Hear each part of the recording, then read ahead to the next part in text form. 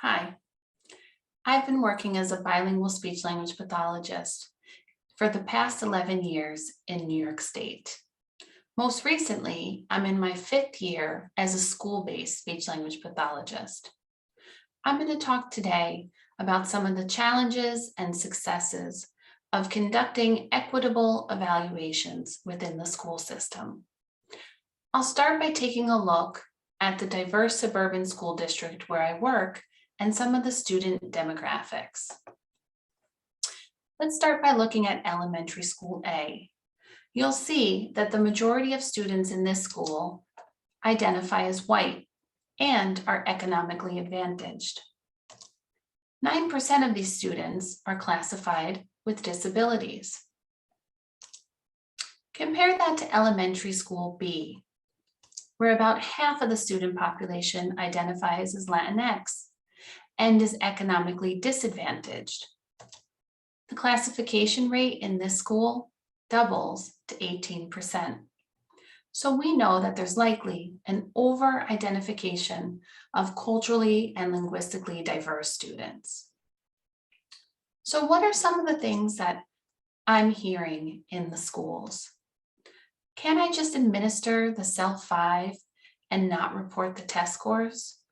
No. Because the bias exists in the standardized tests, not just in the scores that are reported. Why does the student even need a bilingual evaluation? He, she, or they doesn't even speak Spanish. There are key factors that need to be included for every evaluation, such as the influences of culture, language, socioeconomic status, parental education, and academic history, such as interrupted education. These factors cannot be ignored, even when a child is not fluent in a language other than English. I can't see the student. He, she, or they speaks a language other than English, and I can't use my regular screener or test. This type of statement is problematic. One, because there aren't enough bilingual speech-language pathologists to do all the work for culturally and linguistically diverse students. And also because every evaluator needs to understand the various and unique experiences of a student. Also, this directly connects to the ASHA Code of Ethics, which states that clinicians have an ethical responsibility to not discriminate based on race, ethnicity, language, or dialect, among other factors, and to enhance and refine our professional competence and expertise. We must fill in the gaps after graduate school and stay current on the research and best practices. One of the best outcomes of the comments that I hear in the schools is that it's opened up dialogue with my colleagues. It's allowed me to fill in the gaps of misunderstanding. These conversations are a start because they begin to create awareness. One of the greatest challenges that I've faced is that psychologists who serve as leaders and chairpersons on the Committee on Special Education continue to rely primarily on test scores. We'll remember that federal special education law requires that all assessment materials be free of cultural and racial biases and distinguish a true disability. So which one of the standardized tests can do this? None of them can. So many psychologists rely on a tool called the Culture Language Interpretive Matrix. This tool was developed in 2013 to evaluate the extent to which developmental language proficiency and cultural learning opportunity affect the validity of standardized test scores for individual students. It was created to answer the question, are the students' observed learning problems due primarily to cultural or linguistic differences, or in fact, a true disorder? Sounds like an amazing tool. But where is the research to show the construct validity of this interpretive approach? There's none. No empirical studies have been published in peer-reviewed journals to validate the use of this tool. So what does the C-LIM research say? Well, there's a growing body of research, including peer-reviewed articles and dissertations from 2013 to 2022 that raise the question about the validity of using the C-LIM to make clinical decisions. Studies indicate that the C-LIM does not accurately measure cultural and linguistic demand of standardized tests as intended, and indicates a low accuracy for distinguishing individual students. The research article from this year, 2022, shows the results that the C-LIM makes individual decisions only at slightly higher than chance rates. When we look back to the peer-reviewed article from 2013, the evidence showed that it identified English language learners at chance levels.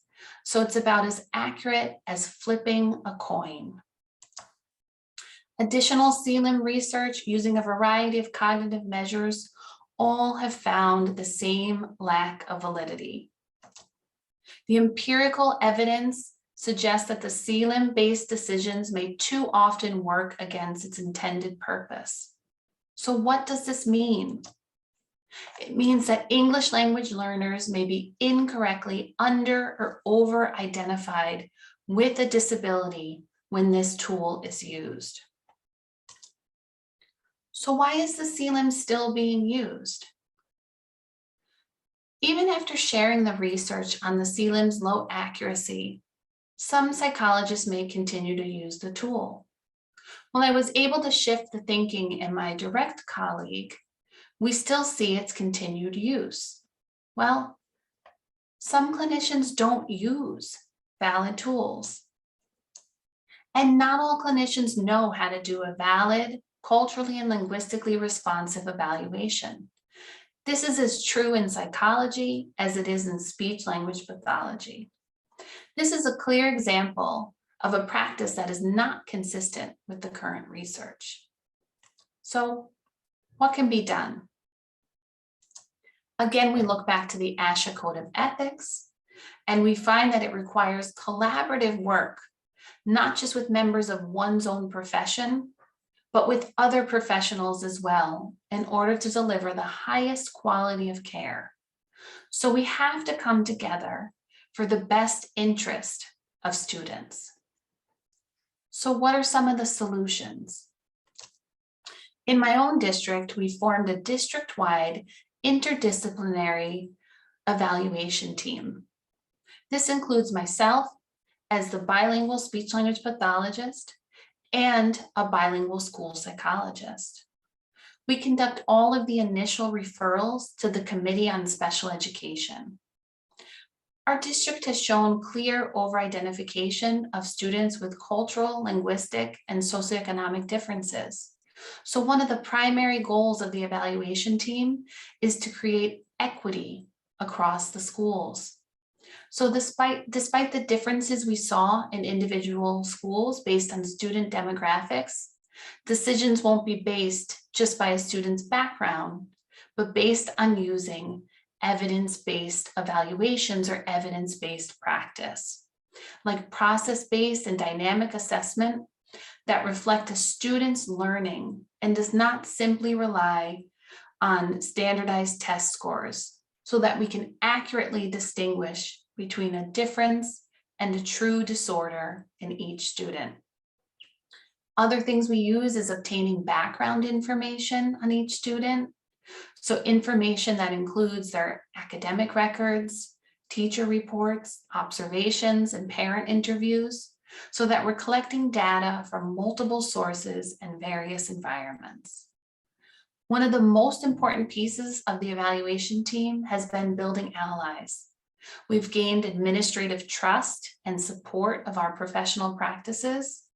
And most importantly, I've built a strong professional relationship with my colleague, a school psychologist, demonstrating that these strong relationships are possible across disciplines.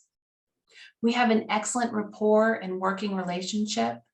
We share resources and research. We learn from each other, and we discuss these concerns openly. So based on the success of the multidisciplinary evaluation team, how can we create district-wide solutions? By forming a culturally and linguistically appropriate disability evaluation task force. This will allow us to address systemic racism and implicit bias head-on within the district. For one, those that opt in and are interested in developing their clinical skills are more likely to be open-minded and already advocating for change. We'll review current district statistics and identify the key issues that need to be addressed. Just as on the evaluation team, the administrators are likely to be very motivated because more accurate evaluations reduce the disproportionate identification of English language learners and minority groups in special education. We'll train additional professionals as chairpersons for the Committee on Special Education. This will shift some of the power and allow a different perspective. We'll learn together as colleagues, sharing evidence-based practice and the current research. Share less bias and more valid assessment materials, and discuss the practical implementation of these tools. Very often when students are assessed, while they may not have a true disability, there may still be interfering factors on these students accessing their curriculum, and thus they'll need RTI support programs. We'll invite families to share culture, language, and values so that we can learn about all of our communities in the district. And lastly, in order to share the work of the task force, we'll provide in-service workshops so that everybody can be trained and learn from this work. It takes time for change to happen, but it does happen. In the past 5 years, I've seen positive changes and improvements as I push for equitable evaluations in the district. The evaluation team formed in my district is a multidisciplinary model for conducting appropriate evaluations for all students. This will be a continued catalyst for positive change in the future. Thank you.